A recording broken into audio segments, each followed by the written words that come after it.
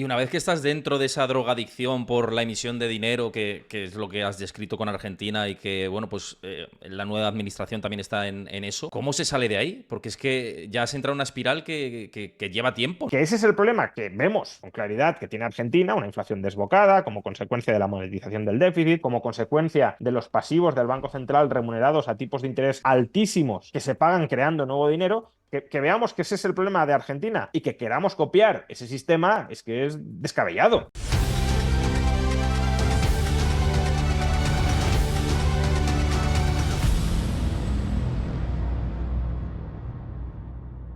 Antes de ver el vídeo al completo, recuerda darle a like, suscríbete a mi canal si te gusta este contenido y déjame tu comentario, que lo estoy esperando. Quería ligar esto, porque parece que eso, que estamos como... esta semana también he tenido algunos debates en el canal sobre la deuda. También hace poco tuve una charla por aquí que hablamos de la deuda de Estados Unidos, de cómo los países desarrollados estaban endeudando para sostener sus economías y evitar las recesiones económicas. Y estaba el dilema, y yo creo que muchos defensores de la teoría monetaria moderna que decían, bueno, mientras se paguen los intereses no hay peligro con la deuda, porque tiramos para adelante, crecemos y ya en el futuro se verá, ¿no?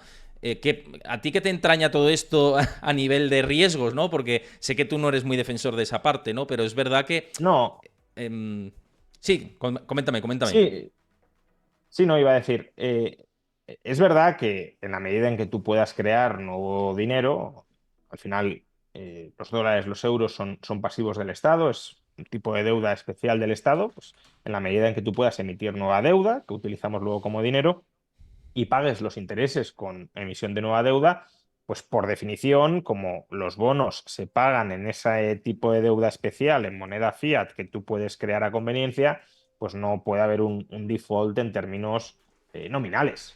Si el Estado eh, no tiene ningún tipo de autorrestricción a la hora de crear nueva moneda fiat, pues siempre va a pagar siempre va a poder pagar sus deudas denominadas en moneda fiat. Yo creo que eso es bastante obvio.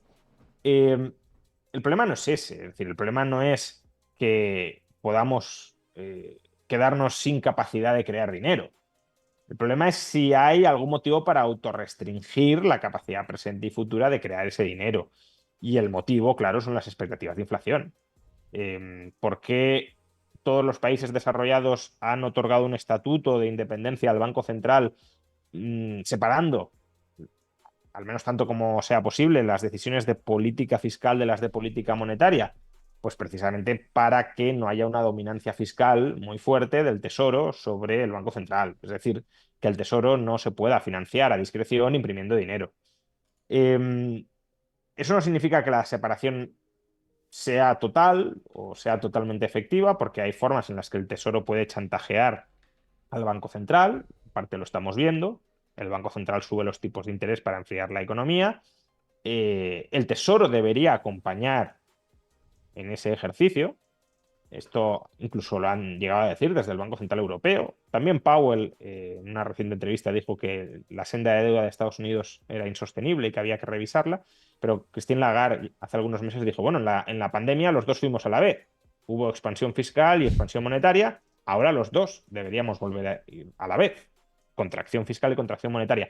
¿Por qué? Pues porque si el Banco Central sube los tipos de interés y el Tesoro sigue emitiendo deuda al mismo ritmo, eh, por un lado, el efecto que va a tener el déficit fiscal sobre el gasto agregado va a contrarrestar el efecto que la política monetaria quería causar, que era, pues eso, encarecer el crédito y restringir el gasto agregado. Pero es que además, la subida de tipos de interés va a tener un efecto sobre el déficit futuro esperado del Tesoro. Claro, si a ti te suben los tipos de interés y por tanto se encarece el coste para el Tesoro de refinanciar la deuda, la expectativa es que en el futuro la deuda va a ser todavía mayor, la deuda pública va a ser todavía mayor por la subida de tipos de interés. Para estabilizar el nivel de deuda pública, cuando suben los tipos de interés, tendrías que reducir la emisión de deuda. Lo que vamos a pagar de más por intereses lo emitimos de menos en déficit. Pero si tú no lo haces, agrandas la expectativa de deuda futura. Y si tú agrandas la expectativa de deuda futura y no pretendes saldar esa mayor deuda futura con algún tipo de superávit público o de menor déficit público del previsto, la única forma que tendrás de no impagar es con emisión monetaria. Entonces, claro, si se meten las expectativas de los agentes, que como la deuda pública va creciendo, que como los intereses de la deuda cada vez son mayores, por lo que se va a optar es por pagar los intereses con emisión de nueva deuda o con creación de nuevo dinero y los nuevos intereses con creación de mayor dinero todavía, pues entramos en una dinámica que no es de impago propiamente, pero que es una de impago nominal propiamente, pero sí es de impago real, porque lo que estamos generando es inflación. Estamos alimentando la inflación. Esa es exactamente la situación en la que está ahora mismo Argentina. Argentina, que es un alumno aventajado de todas estas políticas o teorías monetarias heterodoxas y descabelladas, tiene ahora mismo ese problema. ¿Cuál es el problema? Javier Milei, en enero, si miramos los datos, ha cuadrado el déficit. Argentina en enero tiene superávit, el tesoro. Pero la deuda financiera del Banco Central, que son las reservas del sistema bancario remuneradas a un tipo de interés del 100% anual, claro, esos intereses, ¿no? Estás devengando un 100% al año de interés, es decir, cada año se duplica la deuda, en realidad se más que duplica porque es interés compuesto diario, es decir, es 100% simple el tipo diario multiplicado por 360. Como además es compuesto, pues es bastante más del 100%. Pero bueno, pongamos que cada año se duplica, por hacer los números más sencillos. Claro, ¿cómo pagas esos intereses que duplican la deuda que tiene el Banco Central cada año? Pues el Banco Central los paga creando más dinero. Entonces, digámoslo así, los pasivos del Banco Central en Argentina están creciendo a pesar de que el Tesoro ha cuadrado sus cuentas. Y por tanto, el fruto de las tensiones inflacionistas en Argentina, ahora mismo, si se mantienen las cuentas del Tesoro cuadradas, no va a estar en el Tesoro, va a estar en esos pasivos del Banco Central que siguen creciendo y creciendo y creciendo y que hay que de alguna manera rescatar y sanear para que los intereses que hay que pagar sobre esas deudas del Banco Central no sigan creciendo, emitiendo nueva moneda. ¿Vale? Y entonces, que ese es el problema que vemos con claridad que tiene Argentina, una inflación desbocada como consecuencia de la monetización del déficit, como consecuencia de los pasivos del Banco Central remunerados a tipos de interés altísimos que se pagan creando nuevo dinero, que veamos que ese es el problema de Argentina y que queramos copiar ese sistema es que es descabellado. O sea, que se pueda crear dinero, vale, sí, te blinda contra el impago nominal, pero si tú lo que vas a hacer es emitir muchos más pasivos que los individuos están dispuestos a mantener en cartera y pagas los intereses no con impuestos, sino con creación de nuevo dinero, pues vas a instalar, como digo, expectativas inflacionistas que te van a devorar. Y una vez que estás dentro de esa drogadicción por la emisión de dinero, que es lo que has descrito con Argentina y que, bueno, pues la nueva administración también está en eso, ¿cómo se sale de ahí? Porque es que ya se entra en una espiral que lleva tiempo, ¿no? También. Bueno, ahí se sale con una coordinación de política fiscal y de política monetaria. Que claro, en parte es complicado porque nuestro sistema es un sistema donde, por buenas razones, la política fiscal y la política monetaria están separadas. Con lo cual, como decía, el Tesoro puede chantajear al Banco Central, puede decir, oye, vale, tú coloca los tipos de interés al 6, yo voy a seguir emitiendo deuda. ¿Me quieres facilitar tú la refinanciación? Bueno, pues entonces habrá un momento en el que no podré emitir nueva deuda, eso llevará a la quiebra del sistema financiero y tú, que eres el Banco Central, pues a ver cómo te comes todo eso. De modo que si el Tesoro está suficientemente loco o es suficientemente kamikaze, pues el Banco Central dice, oye, no, pues aunque los tipos están al 6, voy a intentar que no se desboque el coste de la deuda pública, porque si no, la factura de intereses cada vez sube más, que es lo que le está pasando a Estados Unidos, el déficit cada vez es mayor, voy a tener que monetizar ese déficit y entonces voy a generar más inflación, por tanto, más me vale mantener los tipos bajos o no muy altos para no tener que enfrentarme a ese problema futuro en el que yo voy a ceder igualmente y va a ser todavía peor porque voy a tener que monetizar mucho déficit, ¿no?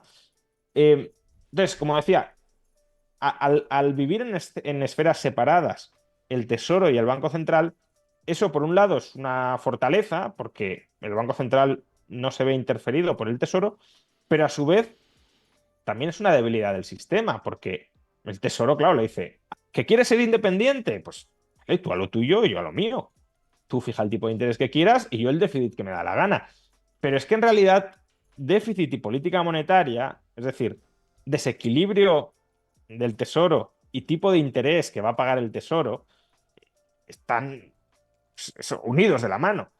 Con lo cual, cuando se dan estos escenarios, esto o desemboca en algún tipo de hiperinflación y de reconstrucción del sistema monetario o en algún tipo de entendimiento formal o informal entre ambas instituciones por el cual pues, se reconduce la política monetaria y la política fiscal.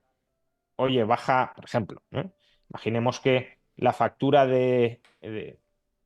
vamos por partes, ¿no? Imaginemos que el Tesoro dice, a mí me da igual, Banco Central, lo que tú hagas, yo voy a mantener unos déficits públicos muy altos. Y la Reserva Federal va viendo que, claro, la factura de intereses del Tesoro va subiendo, que no se reduce ese déficit y que sabe, como mencionaba antes, que en algún momento va a tener que entrar el Banco Central a comerse todo eso. Pues bueno, el Banco Central le puede decir, a ver, Tesoro, ¿qué tal si yo bajo los tipos de interés del 5,5 al 3? Tú te vas a ahorrar unos muy buenos intereses de cara al futuro, pero a cambio de eso reduce algo tu déficit público. Entonces, yo te doy más oxígeno por un lado y tú haz recortes por otro para, pues claro, si yo te facilito la financiación y tú sigues gastando al mismo ritmo, la inflación, o sea, aún te puedo dar más margen para que gastes todavía más y generes todavía más problemas. Entonces el Tesoro puede decir, vale, me parece bien, lleguemos a ese acuerdo. Pero ese es un acuerdo al que se tiene que llegar, ya digo, o informalmente o incluso creando una comisión integrada por miembros del Tesoro y del Banco Central para que ambas partes se entiendan la dirección o converjan en la dirección en la que tienen que ir. Problema de Estados Unidos, tal como yo lo veo, que no sé hasta qué punto, si Trump gana las... O sea, con Biden hemos visto que de momento tampoco, pero creo que es más parte del establishment como para que algo tipo eso pueda terminar sucediendo. Pero con Trump yo no veo ese escenario en el que el Tesoro y el Banco Central se sienten para aplicar una política contractiva. Si acaso veo un intento de toma de control del Tesoro, o sea, del Banco Central por parte del Tesoro, para manejar la política monetaria al interés completo de Trump, ¿no? Entonces, ese es la debilidad institucional que veo potencial en Estados Unidos en el futuro y que, bueno, nos debería mantener vigilantes, no sobre la inflación quizá de este año, pero sí más a largo plazo de Estados Unidos si no se corrige el déficit público tan alto que tienen ahora mismo. Y de hecho te iba a preguntar, porque la otra derivada, además de ciclos hiperinflacionistas, ¿no? Que es lo que ha tenido Argentina, la comparación que siempre hay con Japón, ¿no? Es decir, Estados Unidos, no por la base demográfica, es más comparable a Europa, quizá, todo lo que tiene que ver con Japón, ¿no? Mm. Pero en que entre en una dinámica en el que el Banco Central se compre absolutamente todo, hasta la bolsa, parte de la deuda de nuevo, planes QE casi ilimitados y que tengan problemas para tener un crecimiento económico sostenido y para incluso tener una inflación en niveles estables, pero por debajo, en este caso por la parte más de deflación. Hay ese riesgo también, ¿no? Depende de cuál sea la demanda de dólares, ¿no? En el caso de Japón, claro, Claro, Japón ha recurrido a todo esto aceptando una depreciación muy fuerte del yen. del yen. Claro, sí, sí, sí. Sí, Claro, Estados Unidos, si hace todo esto, es decir, si se dedica a monetizar masivamente el déficit del tesoro, va a encontrar una demanda de dólares global lo suficientemente elevada como para que el dólar no se deprecie de manera muy fuerte. Y si hay expectativas de que el dólar se deprecie de manera tan fuerte, ¿cuáles pueden ser las repercusiones, ¿no? sobre el sistema financiero global y sobre las tenencias mismas de dólares por parte de los bancos centrales internacionales o de los bancos o fondos internacionales? No tengo una respuesta para esto, pero desde luego, si hay una depreciación muy fuerte del dólar, eso es un terremoto financiero monetario internacional de consecuencias, ya digo, que no me resultan previsibles. Hmm. Interesante, vamos, esto, sí, sí. Oye, antes mencionabas Argentina, quería seguir un poco con este tema, que además sé que lo sigues bastante de cerca, que recientemente además o se ha conocido en estos últimos semana y pico, ¿no? Que la oposición ha tumbado la ley de bases, ¿no? De Milei, y un poco las siguientes medidas que pueden estar adelante. ¿Cómo ves todo esto? Y al final, ¿qué camino le puede esperar también a Argentina con todas estas dificultades también en el plano social que está teniendo? ¿Cómo estás viendo la situación? Claro, a ver, mi ley está planteando un ajuste bastante fuerte. Ya he mencionado antes que en enero alcanzaron superávit. Es un ajuste fundamentalmente, bueno, en parte a través de recortes del gasto nominal, pero sobre todo a través de licuación de ese gasto. Algo parecido a lo que hizo Dualde a principios de este siglo. Comerse una inflación muy fuerte y no aumentar el gasto nominal en la misma magnitud, con lo cual le está rebajando el gasto real. Eh, Claro, los ingresos en términos reales también han caído, pero han caído menos que los gastos y por tanto, ya digo, tienes superávit. Eso tiene un primer problema y es que, bueno, que afecta, impacta de manera muy negativa en la vida de la gente y no sabes cuánto va a aguantar la gente mientras le practicas ese ajuste. Milei, en este caso, tiene la ventaja de que acaba de ser elegido y, claro, todavía hay una cierta expectativa de que lo que está haciendo va a ir bien y, por tanto, hay una cierta esperanza de, oye, me sacrifico, pero es para terminar saliendo adelante. Creo que en un año y medio las cosas van a ir mucho mejor y que va a valer la pena el sacrificio que estoy experimentando. Claro, si en un año y medio la cosa está igual de mal, pues entonces sí que habrá problemas sociales muy serios en Argentina. Y no sería en absoluto descartable la hiperinflación, porque, bueno, no sé si caería el gobierno o lo que sucedería, o el gobierno cambiaría de planes y volvería a aumentar el gasto, pero bueno, entraríamos en una dinámica de absoluto descontrol monetario, ¿no? En parte, mi ley quería. Bueno, y entonces la segunda desventaja o el segundo problema que tiene este ajuste ya no es el impacto directo que tiene sobre la gente, que también, sino que de entrada, claro, te frena la economía, porque tienes una economía muy dependiente del gasto público, estás contrayendo el gasto público en términos reales, pues, no sé, la obra pública se ha desplomado en Argentina. Entonces, todo eso es un sector de la economía que se para. Mi ley pretendía contrarrestar esto en parte con una liberalización de la economía que atrayera capital internacional al país y, bueno, pues vale, invertimos menos desde el sector público, pero invierte más el sector privado. Parte de esa liberalización o de regulación está vigente a través del decreto de necesidad y urgencia que de momento el legislativo no ha sido capaz de derogar, pero bueno, ya están ahí los radicales moviéndose para ver si lo consiguen tumbar.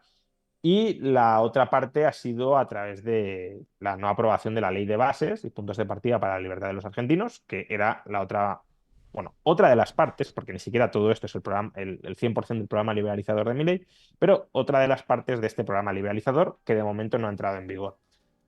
Problema de esto, pues como digo, que no va a haber ese revulsivo regulatorio o desregulatorio que reanime la inversión privada. Y claro, si se contrae el gasto público y no aumenta el gasto privado, pues Argentina sufrirá una recesión mayor de la que tendría por qué sufrir si se hubiese aprobado este paquete liberalizador de la economía. Aún así, bueno, esto en parte entra, creo yo, dentro de una dinámica negociadora en el ámbito político bueno, no está del todo cierto cómo va a terminar, porque ahora mismo Milei, digamos que está asfixiando fiscalmente a los gobernadores, que son los que se han coordinado para tumbar la ley de bases, y bueno, pues no sería descartable, no sé si va a suceder o no, pero no sería descartable que los gobernadores terminen cediendo y apoyando una segunda versión de la ley de bases a cambio de que no les cierre tanto el grifo de la financiación.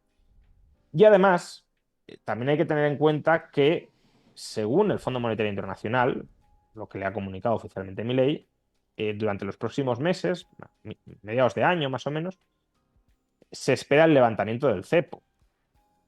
Y claro, si se va a levantar el cepo, ahí ya no hay muchas excusas para retrasar mucho más la dolarización. Entonces, bueno, creo que Argentina ahora mismo es un territorio económico, social y político bastante interesante para seguir porque se está reconfigurando, reinventando las bases institucionales del sistema y que la actualidad va a seguir tremendamente movida durante los próximos meses de una manera o de otra.